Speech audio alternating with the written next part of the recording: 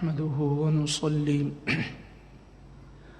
ونسلم على رسوله الكريم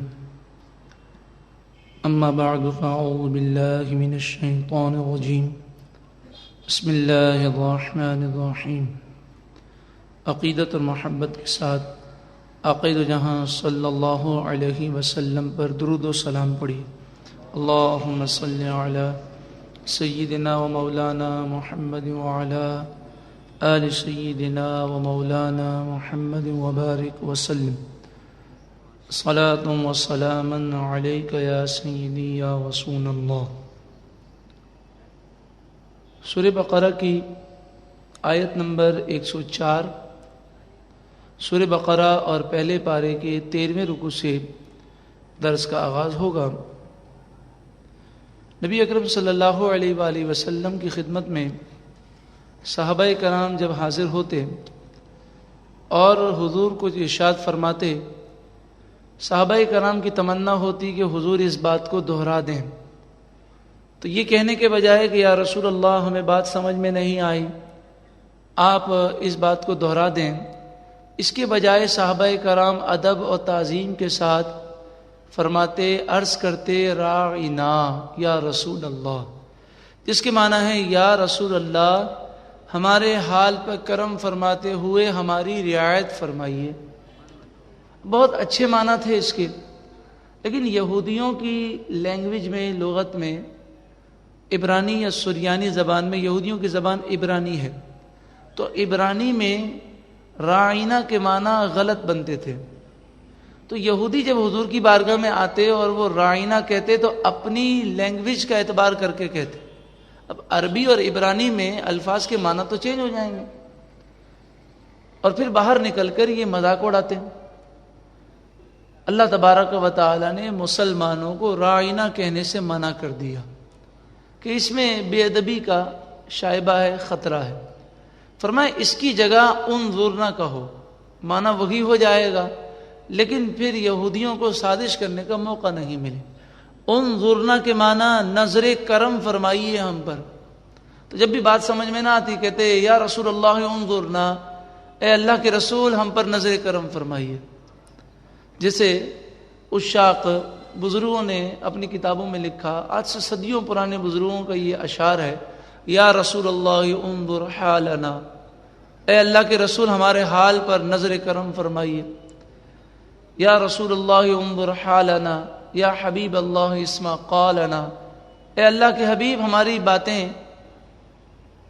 ہماری باتوں کو شرف قبولیت عطا فرمائیے. یا ایھا الذین آمنوا، اے ایمان والو، لا تقولوا راعنا، تم راعنا نہ کہا کرو، وقولوا انظرنا، تم انظرنا کہا کرو، واسمعوا، اور یہ انظرنا کہنے کی ضرورت تمہیں اس لیے پیش آتی ہے کہ تمہیں بات سمجھ میں نہیں آتی تو تم کہتے ہو کہ دہرا دیجئے. تو بار بار ہمارے محبوب بات کو دہرائیں، ہمارے محبوب کو تکلیف ہوتی ہے. تم پہلے سے غور سے سنا کرو. واسمعوا، اور پہلے ہی سے غور سے سنا کرو. وللکافرین عذاب علیم، کافروں کے لیے دردناک عذاب ہے. مفسرین فرماتے ہیں کہ یہاں بے ادبی والے الفاظ سے بچایا گیا اور پھر فرمایا گیا کافروں کے لیے دردناک عذاب ہے. تو اس آیت کی تفسیر میں فرمایا کہ حضور کی جو ادنا بے ادبی کرے وہ کافر ہے. اور پھر مفسرین یہ بھی فرماتے ہیں کہ نبی اکرم صلی اللہ علیہ وآلہ وسلم کی بے ادبی کرنے والا واجب القتل ہے. فرشتے کی بے ادبی کرے، اللہ کی بے ادبی کرے، قرآن کی بے ادبی کرے، کسی رسول نبی کی بے ادبی کرے، وہ دائرہ اسلام سے خارج ہو جاتا ہے. یہاں تک کہ اللہ کی بنائی ہوئی جہنم یا اللہ کی بنائی ہوئی جنت کی توہین کرے وہ بھی کافر ہے. اللہ ہمارے ایمان کی سلامتی نصیب فرما. ارشاد فرمایا ما یود الذین کفروا من اہل الکتاب ولا المشرکین ان ینزل علیکم من خیر من ربکم. کافر، یہودی، عیسائی، مشرک نہیں چاہتے کہ مسلمانوں پر کوئی خیر نازل ہو. اللہ یختص برحمتہ من یشاء، اللہ تعالیٰ اپنی رحمت جسے چاہتا ہے عطا فرماتا ہے. واللہ ذو الفضل العظیم، اللہ بڑے فضل والا ہے. ما ننسخ من آیت او ننسیہا نأتی بخیر منہا او مثلہا، ہم اگر کسی آیت کو منسوخ کر دیتے ہیں یا بھلا دیتے ہیں تو اس کے بجائے اس سے اچھی یا اس کے جیسی آیت لے آتے ہیں. منسوخ کرنا اور بھلا دینے سے کیا مراد ہے؟ اصل میں ہوتا یہ تھا کہ قرآن کے بعد احکام نازل ہوتے اور پھر کچھ عرصے کے بعد حکم چینج کر دیا جاتا.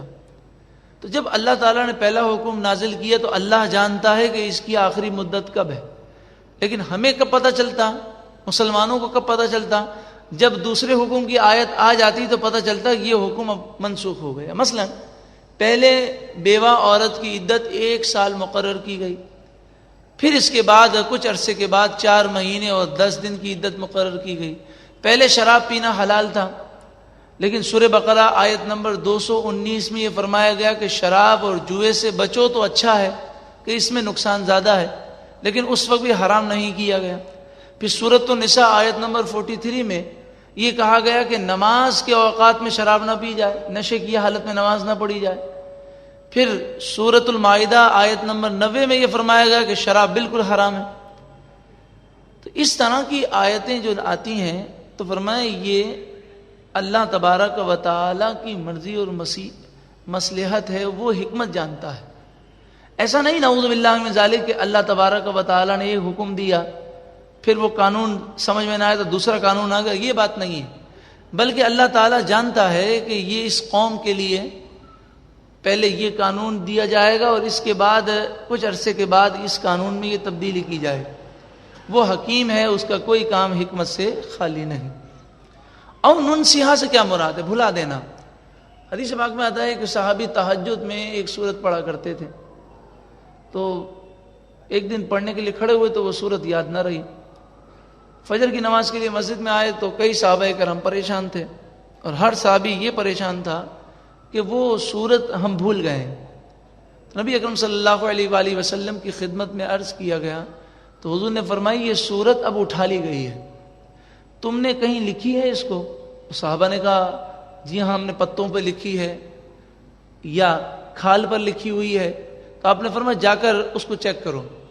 حدیث پاک میں آتا ہے صحابہ کرام گئے اور اپنے لکھے ہوئے جو جگہ تھی یا جو اوراق تھے ان کو دیکھا تو نہ صرف ذہنوں سے یہ اٹھا لی گئی بلکہ لکھی ہوئی جو تھی وہ بھی اٹھا لی گئی.